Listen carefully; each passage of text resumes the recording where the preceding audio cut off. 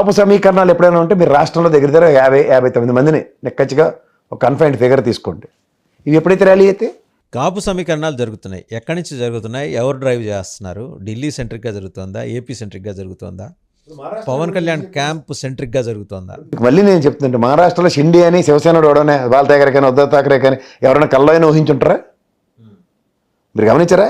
అలాగే అంత దాకా ఎందుకు రామారావు గారు ఎప్పుడైనా చంద్రబాబు నాయుడు గారు భావి భారత తెలుగుదేశాన్ని ఎత్తుకెళ్ళిపోయి అన్న పరిస్థితి ఎప్పుడైనా ఉంటుందని యాంటిసిపేట్ చేశారు? ఆ దెబ్బ తగిలిన తర్వాత ఇంకోటి అలా పని చేస్తాడని ఎప్పుడైనా కల్లో అయినా ఊహిస్తాడా? ఎంత జాగ్రత్త పడాలి రామారావు గారు? కానీ జరిగిందా?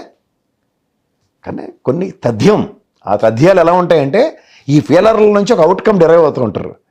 21, 8, 29 గవర్నమెంట్కి ఇంకెంత కావాలి? ఇప్పుడు మీరు ఎంతసేపు సీఎం డిప్యూటీ సీఎంలు మాట్లాడుతున్నారు. ఎవరెవరు? ఓ పవన్ కళ్యాణ్ గారు ఆల్రెడీ డిప్యూటీ సీఎం, ఇంకో పవన్ కళ్యాణ్ గారు లోకేష్ గారు అనుకుందాం. ఈ మూడేనా? 5 ఎస్సీ ఎస్టీలు బీసీలు ఇన్ని తప్పలు పడినారకే 11 సీట్లు ఇచ్చి కన్ఫైన్ చేశారు. సంచేత ఏంటంటే ఒక సమీకరణాల్లో ఒక 59ని ఒక దగ్గర కన్సాలిడేట్ చేయడం. మరి ఇప్పుడు మాత్రం ఇంకేం పవర్స్ ఉంటాయి? క్యాబినెట్ హోదా మినిస్టర్కి ఆ సంబంధించినవి కాకుండా డిప్యూటీ సీఎం అంటే ఉదాహరణకి ఇప్పుడు దావోస్ వెళ్ళారు సార్ చంద్రబాబు నాయుడు గారు. ఆయన సీట్లో కూర్చుని చూడండి యువరాజు గారు లాగా ఏమైనా పరిపాలిస్తూ ఉంటారా? సాధ్యమా అది? నేను ఇప్పుడు ఫస్ట్ ఈ 59 ఈక్వేషన్ ఎందుకు చెప్తున్నానంటే ఈ కుల సమీకరణాలు ర్యాలీ కనుక అయ్యాయి అనుకోండి, 59 ప్లస్ ఇక్కడ వీళ్ళ దగ్గర 29 ఉన్నాయి. 59, 29 ఎంత అవుతాయి? దగ్గర గవర్నమెంట్ ఫామ్ చేయడానికి ఈక్వేషన్స్ ఉన్నాయి కదా. గవర్నమెంట్ ఫామ్ చేయడానికి ఈక్వేషన్స్ ఉన్నాయి కదా. ఆ పంధ మహారాష్ట్ర రాజకీయానికి ఇక్కడ తెరలేపుతున్నారు. అంచేత ఇటు నుంచి ఫెయిలర్లు అటు నుంచి ఫెయిలర్లు అందు కాకుండా ముఖ్యంగా ఇందులోంచి ఏంటంటే జగన్మోహన్ రెడ్డి గారికి 59 ఎక్కడి నుంచి వస్తారు? 29 ఎవరున్నారు అంటే మీరు బీజేపీ జనసేన కలిపి 29. ఇవి కాక 59. ఆ exact figure how could you able to illicit? ఒక విషయం చెప్తున్నాను. ఎందుకు చెప్తున్నానంటే మీరు నిన్న కాక మొన్న ఒక ఈనాడు పేపర్ ఒక సర్వే ఇచ్చింది చూసారా? ఇది 1 కోటి మంది దాని దగ్గర 11 నియోజకవర్గాల్లో 1,00,000 పైన సభ్యత్వాలు ఉన్నాయి. యాజ్ యూజువల్గా 54 ఎప్పుడు చెప్తాను చూడండి, 45 స్థానాల్లో తెలుగుదేశం ఉనికి ఉండదని.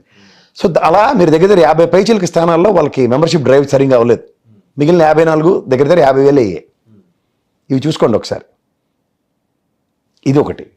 రెండోది ఏంటంటే ఇది ఒకటి పైనుంచి జరుగుతున్న ఈక్వేషన్ అనుకుంటే, రెండో ఈక్వేషన్ ఏంటి తెలుసా సార్? జగన్మోహన్ రెడ్డి గారిని యథా రాజా తదా ప్రజా అన్నట్టు మళ్ళీ పవన్ కళ్యాణ్ గారి టెరిటరీలోనే ఫిక్స్ చేస్తున్నారు. మీకు రాజకీయం అంతా పవన్ కళ్యాణ్ గారు చుట్టే మాట్లాడుకుంటూ అలా 5 ఏళ్ళు కాలక్షేపం చేసుకున్నారు. మీరు గమనించారా? ఆయన ఏమనుకున్నాడు, ఈయనొక్కడిని ఇండిపెండెంట్గా నిలబెట్టేస్తే మన పని ఈజీ అయిపోతుంది అనుకున్నారు. కానీ ఎప్పుడైతే ఆయన ర్యాలీ అయిపోయాడో ఈ కష్టాలు నెత్తికేసుకుని ఇప్పుడు మళ్ళీ మొదటికి తీసుకొచ్చారు. మళ్ళీ సీఎం అని ప్రోకేయింగ్. ఆల్రెడీ మీరు డిప్యూటీ సీఎం ఉంటుండగా ఈయనెందుకు మీకు అన్న దీంట్లోంచి ఏదైనా ఫ్రిక్షన్ వస్తుందా అన్నది ఇటుపక్క నుంచి యాంటిసిపేషన్స్కి గట్టిగా ఏమైనా తేడా జరిగితే వీళ్ళ పక్కతో వచ్చి అన్న కార్యక్రమానికి కూడా తెరలేదు.